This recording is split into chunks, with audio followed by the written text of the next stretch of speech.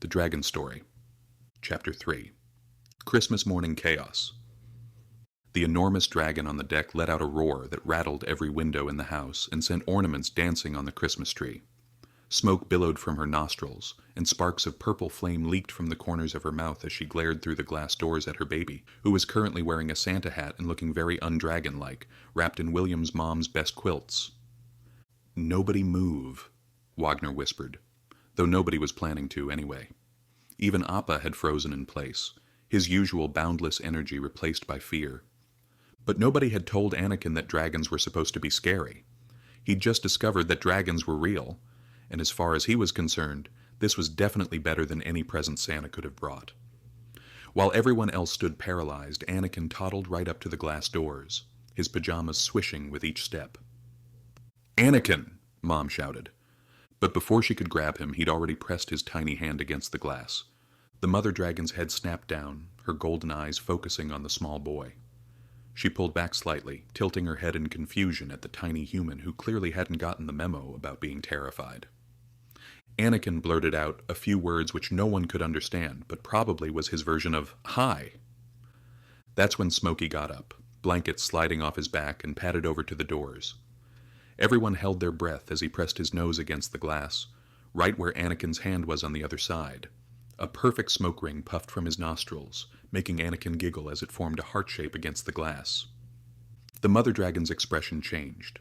Her eyes softened as she noticed the Christmas lights twinkling around the room, the presents surrounding the tree, and most importantly, how warm and safe her baby looked.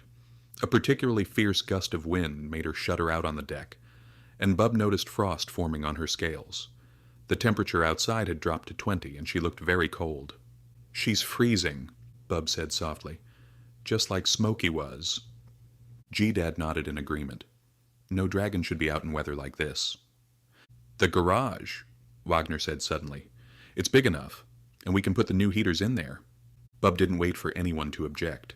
He bounded down the stairs to the garage door entrance and opened the two doors to the garage, with Appa and Smokey right behind him. He pressed the button to open the big doors and turned on all of the lights. He then raced outside to the back deck where Smokey's mom was and called to her to come down. "It's okay," he called out. "You can come in here. It's warm," pointing to the garage door. The massive dragon peered cautiously at the garage entrance, steam rising from her scales as snowflakes melted against them. She then saw her baby next to Bub, who was making noises as if to say, "Come down." "There's bacon," Bub added, hoping that would entice her to come down. The mother dragon then jumped down and peered into the garage, finally ducking her head while entering. The two-car garage was now officially a one-dragon garage, but somehow nobody seemed to mind. "Well," Mom said, looking at the enormous mythical creatures in their garage, "I guess we're going to need more bacon." "And turkey!" Bub exclaimed. "Dragons love turkey. Right, Smokey?" Smokey made a happy chirping sound that set one of old fishing nets in the garage on fire. Wagner quickly put it out, stomping on it with his foot. The mother dragon finally curled up on the concrete floor, and Smokey immediately snuggled against her side. Bub noticed something then, a look that passed between mother and baby, a sadness in their golden eyes that seemed out of place on Christmas morning. "Something's wrong," he said quietly to everyone. "Look at them. They're not just cold. They're worried about something."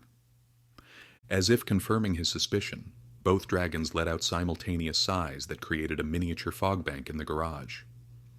The mother dragon pulled her baby closer with one wing, and Bub saw something he hadn't noticed before, scorch marks on her scales that didn't look like they'd come from her own fire. "They're home," he realized suddenly, his heart sinking. Something must have happened to their home. That's why they came here. They had nowhere else to go. The mother dragon's eyes met his, and in that moment, Bub knew he was right. These weren't just visitors seeking shelter from a storm.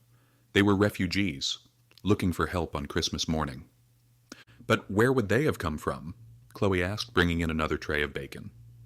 "Could be anywhere," William's Aunt Sienna said. "There aren't a lot of places where they could hide," Wagner added. G-Dad then remembered reading something on his phone the day before that made him think about where they might have come from. He looked back on his phone and found the story. "Wait," he said. "Listen to this. 3 weeks ago, the Mount Washington Observatory reported strange lights and sounds coming from near the summit. They thought it was just weird weather, but... He then looked up at the mother dragon and then continued. The sounds were described as like thunder, but deeper, almost like massive creatures. The mother dragon's head snapped up at the mention of Mount Washington, her golden eyes suddenly alert. Her scales shifted from deep purple to bright blue. Something they noticed happened when she got excited or emotional, like when she saw her baby under the tree. "Look," Bub pointed, "she knows that place." "Mount Washington," G-Dad said again, watching the dragon. When he said it this time, Smokey's mom let out a sad noise and nodded her massive head. Smokey, who had been getting warm near the garage heater, perked up and walked over to her, making a series of chirping sounds. "That's it," Bub said. "That's where your home is?" The mother dragon nodded again, more emphatically this time. She then stretched out one wing pointing north, toward Mount Washington, but also showing the singed mark in her side. "That's 200 miles away," Wagner said, looking at a map on his phone. G-Dad wondered. "Well," he said. And what he said next surprised everyone. "Perhaps we should go see what happened to them." Stopping, looking at everyone. "Perhaps we could fly with them, to see what happened." The mother dragon made a sound that was almost like a yes. She lowered her head to the garage floor, then raised it up again, mimicking a lifting motion. "I think," G-Dad said slowly, "she's offering to fly us there." "Fly?" Mom's voice rose in surprise. "On a dragon?" she said. "Over the mountains?" she said. "In the middle of the winter?" The mother dragon turned her golden eyes to Bub and G-Dad, then lowered her shoulder in a clear invitation to hop on. It was true. She was big enough to carry both of them. "It makes sense," G-Dad said thoughtfully. "She can fly above the clouds, and she knows exactly where she's going, and she knows exactly where to take us. And we could be there in a few hours instead of a day." "But it's dangerous," Bub's mom protested. "What if you fall? What if whatever hurt them is still there? What if whatever is there decides to hurt you too?" "That's exactly why we need to go," Bub said. "Look at those marks on her scales. Something attacked them. Something bad enough to make them flee their home on Christmas. We need to find out what happened." He reached out to pat Smokey, who pressed against his side. "They came to us for help. We can't just ignore them." The mother dragon made a soft rumbling sound, almost like a purr, and gently nudged Bub with her snout.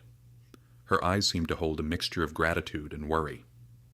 "If we're going to do this," G-Dad said, "we should go tomorrow morning after the storm, and we'll need to plan it carefully." Smokey's mom's eyes darkened, and she let out a low growl that made everyone's hair stand on end. Whatever had happened on that mountain, or whatever was there on that mountain, it wasn't good. G-Dad put his hand on Bub's shoulder. "Well," he said, looking at the two dragons with determination, "I guess we'll find out what happened." He paused, then added with a slight smile. "After breakfast," he said. "And after bacon," he added with a smile. The mother dragon's ears perked up at that last word, and despite everything, Bub couldn't help but laugh. Some things, it seemed, ran in the family, even dragon families. But as everyone headed inside to raid the refrigerator of every breakfast meat they owned, Bub lingered in the garage doorway, watching the two dragons. There was definitely more to their story, and somehow he knew this Christmas was about to become even more interesting than it already was. The only question was, what exactly had driven a dragon family from their home in the middle of winter? And what might they find